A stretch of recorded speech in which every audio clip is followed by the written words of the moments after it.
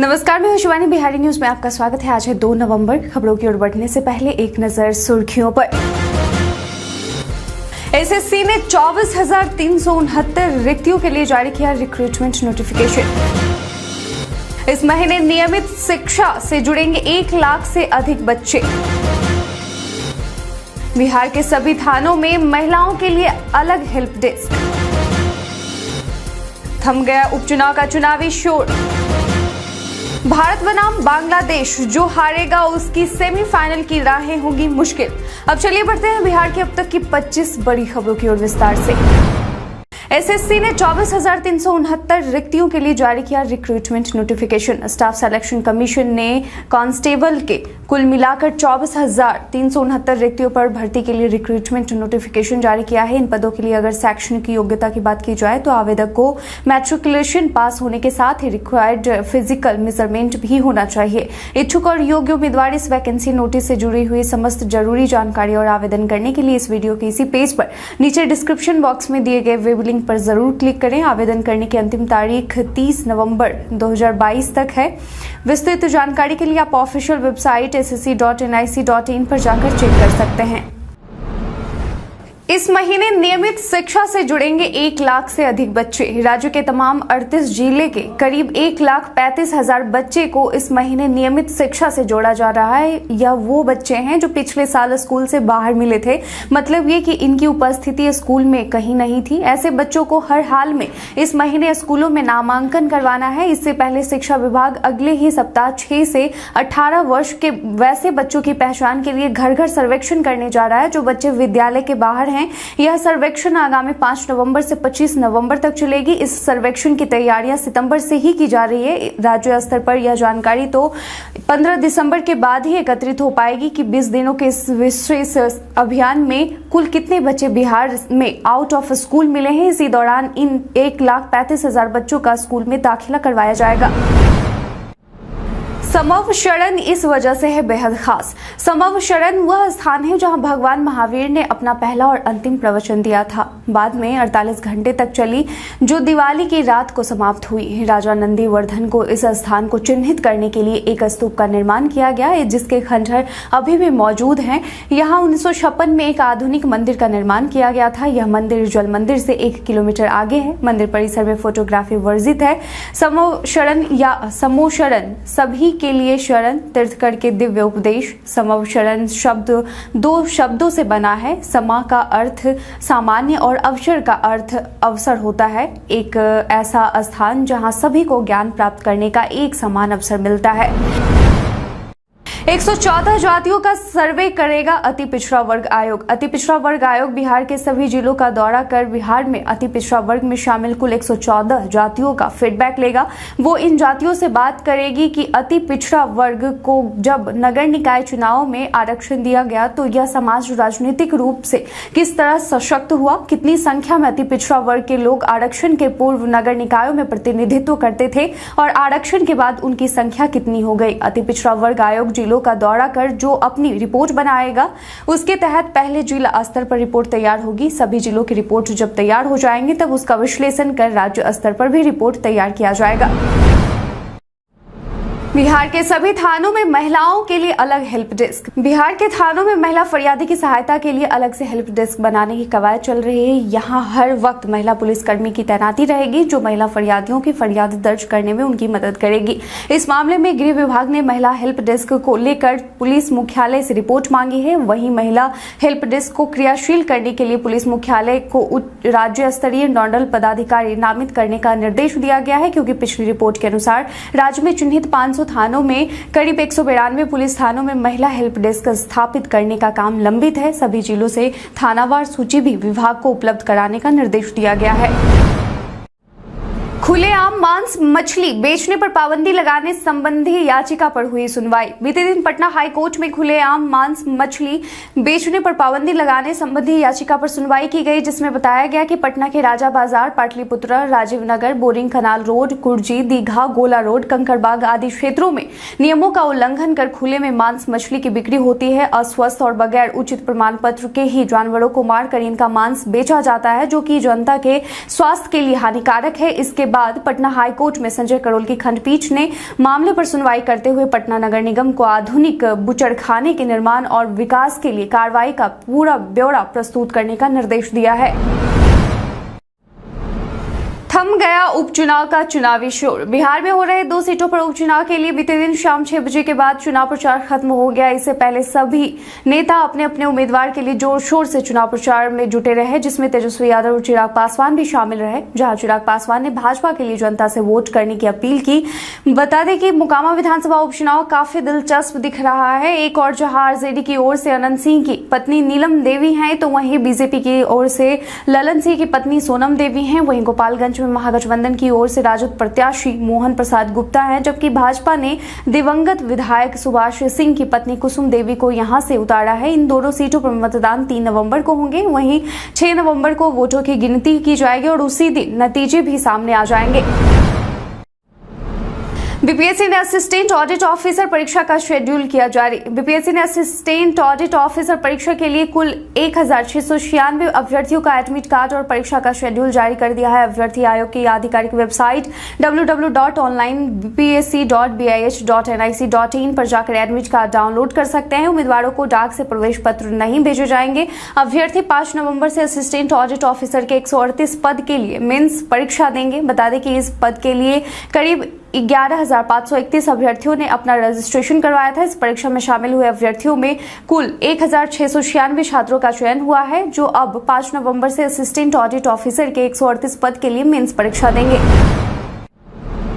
Bed खाली नहीं होने पर भी वापस मरीज को नहीं लौटाएगा आईजीआईएमएस। बिहार के सबसे बड़े अस्पतालों में से एक आईजीआईएमएस अब किसी भी मरीज का बिना इलाज किए वापस नहीं भेजेगा। पटना के आईजीआईएमएस में पहुंचने वाले अब हर मरीज का इलाज होगा। आपको बता दें कि आईजीआईएमएस की इमरजेंसी वार्ड में आने वाले सभी मरीज का डॉक्टर जांच करेंगे और यदि जान बचने के लिए तुरंत कोई उपचार जरूरी है तो वो भी करेंगे। इसके बाद यदि बेड खाली नहीं है तो प्रिस्क्रिप्शन पेपर पर रोगी की पूरी हालत का ब्यौरा देते हुए औपचारिक रूप से रेफर करेंगे। बता दें कि यह निर्देश आईजीआईएमएस के नए निर्देशक प्रोफेसर डॉक्टर बिंदे कुमार ने दिया है।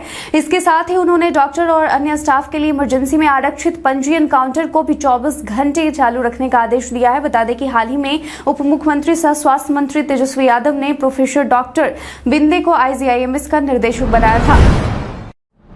छठ महापर्व के दौरान डूबने से मौत पर सीएम नीतीश ने जताया दुख। 4 दिवसीय छठ के दौरान राज्य के अलग अलग जिलों में करीब 40 लोगों की जान डूबने से गई है। इसको लेकर मुख्यमंत्री नीतीश कुमार ने दुख व्यक्त किया है। मृतकों के परिजनों के प्रति मुख्यमंत्री ने गहरा दुख एवं संवेदना व्यक्त की है। मुख्यमंत्री ने मृतकों के आश्रितों को 4-4 लाख रुपए की अनुग्रह राशि अविलंब उपलब्ध कराने का जिला प्रशासन को निर्देश दिया है। साथ ही मुख्यमंत्री ने शोक संतप्त परिवारों को दुख की इस घड़ी में धैर्य धारण करने की शक्ति प्रदान करने की ईश्वर से प्रार्थना की है। डूबने की संख्या सबसे अधिक कोसी, सीमांचल और पूर्वी बिहार में है, जहां सबसे अधिक 21 लोगों की जान डूबने से गई है।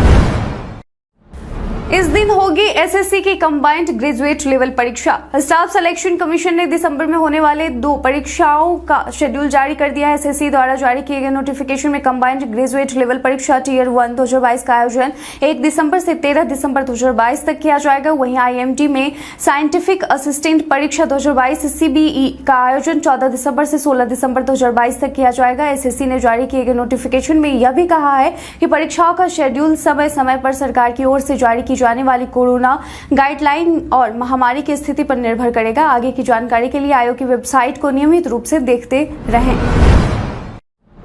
बिहारी पहचान में आज हम बात करेंगे संप्रदा सिंह की। संप्रदा सिंह एक भारतीय व्यवसायी थे जो अल्केम लैबोरेटरीज के संस्थापक और अध्यक्ष थे, जो भारत में फार्मास्यूटिकल फॉर्मुलेशन और न्यूट्रास्यूटिकल्स का विकास, निर्माण और विपणन करता है। इसका संचालन यूरोप, अफ्रीका, एशिया, प्रशांत, दक्षिण अमेरिका, संयुक्त राज्य अमेरिका और भारत में है।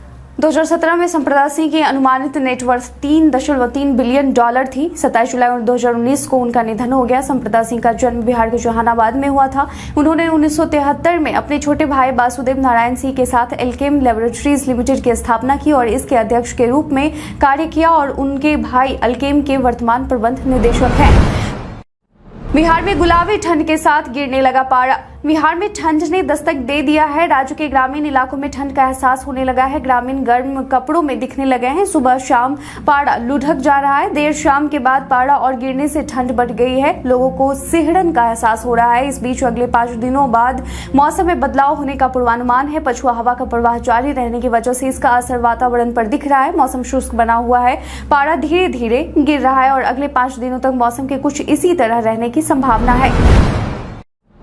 नहीं होगी ऑनलाइन पीएचडी की मान्यता। विदेशी शिक्षण संस्थानों की मदद से ऑनलाइन पीएचडी कर रहे लोगों की डिग्री मान्य नहीं होगी। इस संबंध में यूजीसी और एआईसीटीई एक नोटिस जारी करते हुए छात्रों को सतर्क किया है। नोटिस में कहा गया है कि विदेशी शिक्षण संस्थानों की मदद से एडटेक कंपनियों द्वारा ऑफर किए गए ऑनलाइन पीएचडी कोर्स को यूजीसी मान्यता नहीं देगी। बता दें कि इससे पहले भी 2022 की शुरुआत में यूजीसी ने एडटेक कंपनियों के सहयोग से डिस्टेंस लर्निंग और ऑनलाइन मोड में पीएचडी कोर्स ऑफर करने वाले अपने मान्यता प्राप्त विश्वविद्यालयों और संस्थानों को चेतावनी देते हुए कहा था कि फ्रेंचाइजी समझौता स्वीकार्य नहीं है। यूजीसी ने ट्वीट कर कहा कि यूजीसी छात्रों और आम जनता को सलाह देता है कि वे विदेशी शैक्षिक संस्थानों के सहयोग से एडटेक कंपनियों द्वारा ऑनलाइन पीएचडी प्रोग्राम के विज्ञापनों के बहकावे में न आए।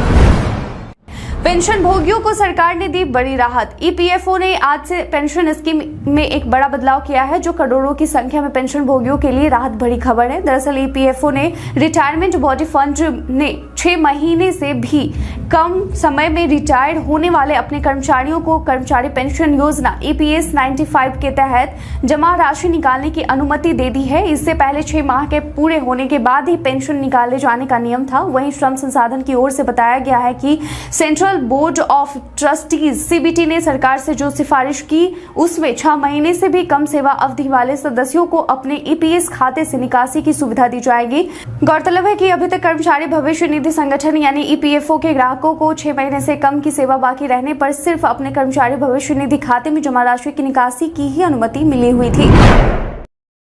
इस दिन राजगीर में बने गुरुद्वारा अतिथिशाला का उद्घाटन करेंगे सीएम। सिखों के 10वें गुरु गोविंद सिंह जी के 553वीं प्रकाश उत्सव राजगीर स्थित गुरु नानक कुंज में 3 नवंबर से 5 नवंबर तक आयोजित किया जाएगा, जिसमें लाखों की संख्या में देश सहित विदेशी पर्यटक भी हिस्सा लेंगे। वहीं नीतीश कुमार प्रकाश पर्व के अंतिम दिन 5 नवंबर को राजगीर के गुरु नानक कुंज में बने 3 मंजिला भव्य गुरुद्वारा और अंतर्राष्ट्रीय अतिथिशाला का उद्घाटन करेंगे। इसको लेकर तैयारियां लगभग अपने अंतिम चरण में है। गुरुद्वारा के ग्राउंड फ्लोर पर पार्किंग की व्यवस्था की गई है। वहीं दूसरे तल्ला पर लंगर हेतु बड़ा सा हॉल और तीसरे तल्ले पर गुरु ग्रंथ साहब की मूर्ति स्थापित की गई है। गुरुद्वारा में लिफ्ट की व्यवस्था के साथ ही रैंप और सीढ़ी भी बनाया गया है। वहीं इसके ठीक सामने बने 3 मंजिला अतिथिशाला को अंतर्राष्ट्रीय मानक पर बनाया गया है। इसमें 4 एसी हॉल एवं 24 वातानुकूलित कमरे का निर्माण किया गया है।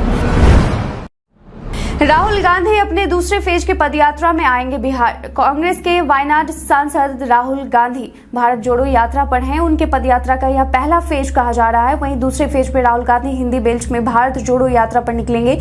इस बीच उनकी यहां यात्रा बिहार के लिए भी होगी, जो 17 से 18 दिनों की होगी। लेकिन इसके बाद सवाल यह है कि राहुल गांधी की यह यात्रा बिहार के किस क्षेत्र में होगी कि उसका असर दूर दूर तक हो। इस विषय पर मंथन चल रहा है। राहुल गांधी के दूसरे फेज की पदयात्रा के लिए कांग्रेस जोर शोर से तैयारी में जुट गई है। पीसीसी अध्यक्ष मदन मोहन झा ने बताया कि उन्हें राहुल गांधी की यात्रा के लिए हाईकमान ने टास्क दे दिया है। इसी सिलसिले में कांग्रेस के वरिष्ठ नेता दिग्विजय सिंह का भी बिहार दौरा होने जा रहा है।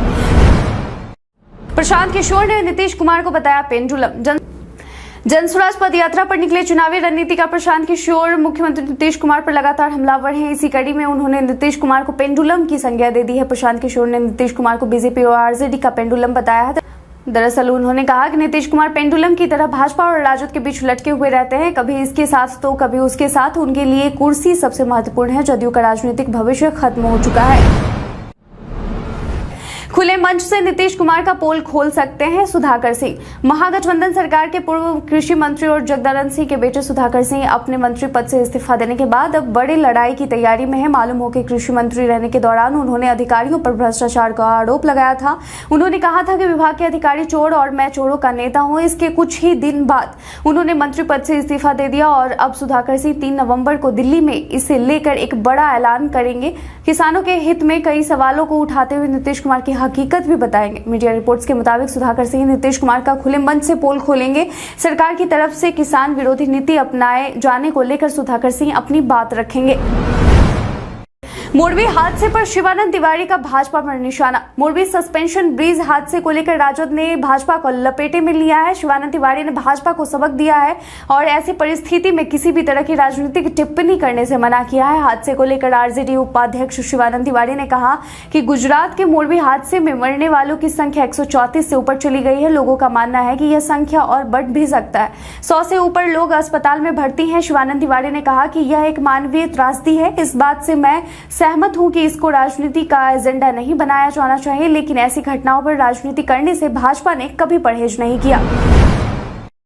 चुनावी शोर से दूर सहनी ने थामा बल्ला। मोकामा और गोपालगंज उपचुनाव के प्रचार से दूर वीआईपी चीफ मुकेश सहनी इन दिनों अपने गृह जिला दरभंगा में खेल का आनंद ले रहे हैं। जिले के सुपौल बिरौल में पार्टी कार्यकर्ताओं और अपने दोस्तों के साथ उन्होंने क्रिकेट मैच खेला। इस दौरान बल्लेबाजी में हाथ आजमाया और जमकर चौके छक्के भी लगाए। बता दें कि सहनी की पार्टी उपचुनाव नहीं लड़ रही है, हालांकि उन्होंने आरजेडी उम्मीदवारों को समर्थन देने का ऐलान किया है। भारत बनाम बांग्लादेश, जो हारेगा उसकी सेमीफाइनल की राहें होंगी मुश्किल। टी20 विश्व कप 2022 के 35वें मैच में भारतीय क्रिकेट टीम का सामना बांग्लादेश से आज होना है। रोहित शर्मा की कप्तानी में भारत को अपने पिछले मैच में दक्षिण अफ्रीका से शिकस्त मिली है। दूसरी तरफ शाकिब अल हसन की अगुवाई में बांग्लादेश ने अपने पिछले मुकाबले में जिम्बाब्वे को 3 रन से हराया है। यह मुकाबला जीतने वाली टीम इस मेगा इवेंट के सेमीफाइनल की ओर अग्रसर हो जाएगी, जबकि हारने वाली टीम के लिए आगे की राह अधिक कठिन हो जाएगी। दोनों देशों के बीच अब तक 11 टी20 अंतर्राष्ट्रीय मैच खेले गए हैं, जिनमें से 10 मुकाबले भारत ने जीते हैं, जबकि हरी जर्सी वाली टीम को महज एक मैच में जीत नसीब हुई है। यह मैच आज दोपहर 1:30 बजे से एडिलेड ओवल मैदान में होगा।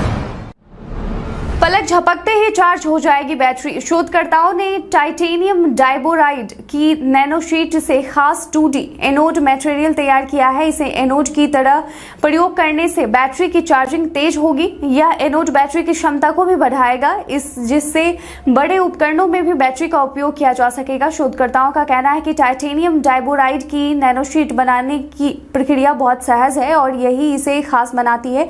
वाणिज्यिक रूप से इसकी उपलब्धता आसान होगी।